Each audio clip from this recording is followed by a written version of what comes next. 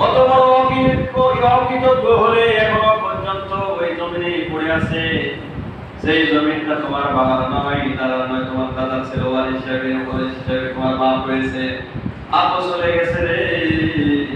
ওই কবরের ভিতরে বাগানের ভিতরে অপরিচিত জায়গায় চলে গেছেন 1 বছর, 5 বছর, 10 বছর আগে। একদিন ওর বাবার কবরে গিয়ে ফুলকি দিলাম, সালাম দিলাম, সালামু আলাইকুম ইয়া আল কবর। এমন সন্তান আপনাদেরকে বানিয়ে গেলাম। আমি বাবা ওই কবরে যে আছি, কাকা কবিতরের মতো আমার সন্তান কবে আসবে রে? আমি দুনিয়ার মুখে এতগুলো জমি সম্পদ রেখে গেলাম। আমার সম্পদ গুলো তোমরা বক্ষণ করো, বা আমার জন্য দান সৎকা মসজিদে করো না, এসি লাগাও না। এত সুন্দর করতে কিন্তু এসি নাই। আজকে তোমার সম্পত্তি নিয়ে তুমি বাহাদুরি করছো। ওই সম্পত্তি তোমার দাদার ছিল রে বৎস।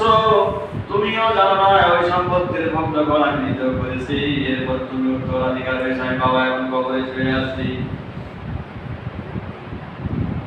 আর তুমি সন্তান এখনো পর্যন্ত মসজিদে গেলে না। ওই মসজিদটা তোমার জন্য কল্যাণ হয়ে আনি, সেই মসজিদে এখনো তুমি ঢোকো নাই। মসজিদের সামনের কাতারে কত ব্যক্তি বিশ্বনবী জনাবে মুহাম্মদুর রাসূলুল্লাহ সাল্লাল্লাহু আলাইহি সাল্লাম বলছেন, ও সাহাবায়ে কেরাম তোমরা শোনো রে, জুমার দিনে একদল ফেরেশতারা তোমরা দেখো অনেক তাড়াহুড়া করে আল্লাহ তাআলা প্রশ্ন করছেন, ফেরেশতারা তোমরা এত ব্যস্ত হও কেন জুমার দিনে? এত তাড়াহুড়া করো কেন? আল্লাহ তো সবকিছু জানেন। এই জানার পরেও ফেরেশতারা বলছে আল্লাহ তাআলা আজকে জুমার দিন দেখবো মসজিদে গিয়ে কার সন্তান সর্বোচ্চ আগে প্রবেশ করে। আল্লাহু আকবার বলেন। কার সন্তান প্রবেশ করে মসজিদে আপনাকে দেখতে চাই এবং নাম খাতাতে, তালিকা খাতাতে ওঠাতে চাই, লিখতে চাই, বলেন অমুকের সন্তান অমুক এসেছে, আব্দুল সামাদের সন্তান আব্দুল রহিম এসেছে, আব্দুর রহমান সন্তান আব্দুল করিম এসেছে মসজিদে। বাবার নাম সহকারে আপনার খাতায় তালিতে নাম পাশে ফেরেশতারা বলছে না। সুবহানাল্লাহ।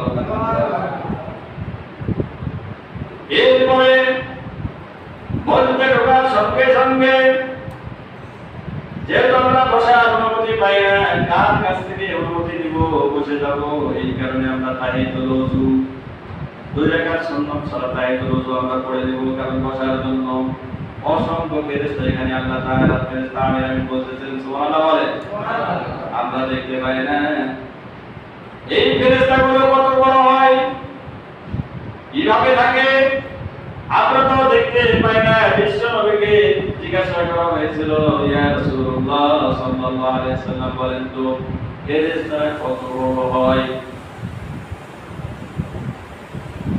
এখন বিশ্ব নবী বলছেন, আগে গ্রাম তোমরা শুনে রাখো, সর্বোচ্চ ছোট ফেরেশতা একটা উট পাহাড়ের সমান। আল্লাহু আকবার বলে। ছোট ফেরেশতা আপনার একটা উট পাহাড়ের সমান। যারা হাজি সাহেব এখানে আছেন অবশ্যই এদিকে দেখতে পাচ্ছেন রুমালালা, এখানে দেখতে পাচ্ছেন রুমালালা, এগুলো হয়তো হাতে হবে। এই হাজি সাহেব দেখেছেন একটা উহুদের পাহাড় কত বড় লম্বা, কত বড় উঁচু। আল্লাহু আকবার।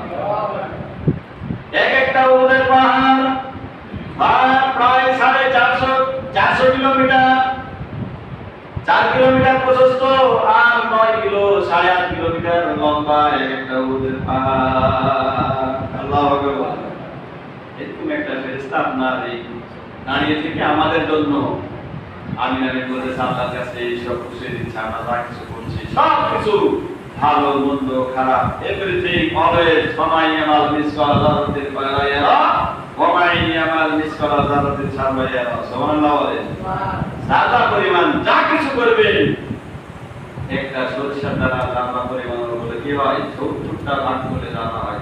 এখন যারা এই মসজিদে এসেছেন যদি সরিষার দানা ফেলে দেওয়া হয়, অনেক মুরব্বী আছে, যুবক আছে, দেখতে পাবে বাইরে বাইরে যদি ফেলে দিয়ে একটা না দেখতে পাবে।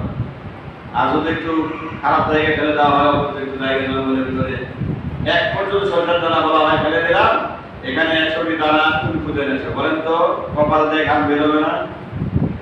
কপাল দিয়ে ঘাম বেরো যাবে। যুবক ভাইয়েরা আপনাদেরকে বলছি, আজকে যে ফেরেশতারা এসে আপনার জন্য দরজায় দাঁড়িয়ে আছে, এই দরজায় থাকা ফেরেশতা এক একটা পাহাড়ের সমান। আর বললো সর্বোচ্চ বড় ফেরেশতা কত বড়? তখন বিশ্বনবী বললেন এক একটা ফেরেশতা জমিনে আছে, আপনার পা আসমানের উপরে আছে, মাথা বলেন সুবহানাল্লাহ। অনেকেই জানি না, এটা না জানার বিষয় তো খুতবায় কিন্তু একটা আলোচনা অনেকে করেন, আলোচনা হয় না। আমি আপনাদের বিশেষ কিছু কথা বলার জন্য এসেছিলাম অন্য একটা আয়াত দিয়ে, কিন্তু মসজিদের মানুষের সংখ্যা দেখে আমার আয়াতটা বলে গেছি, কারণ আপনাদের উপস্থিতি দেখে আমার মন খারাপ হয়ে গেছে।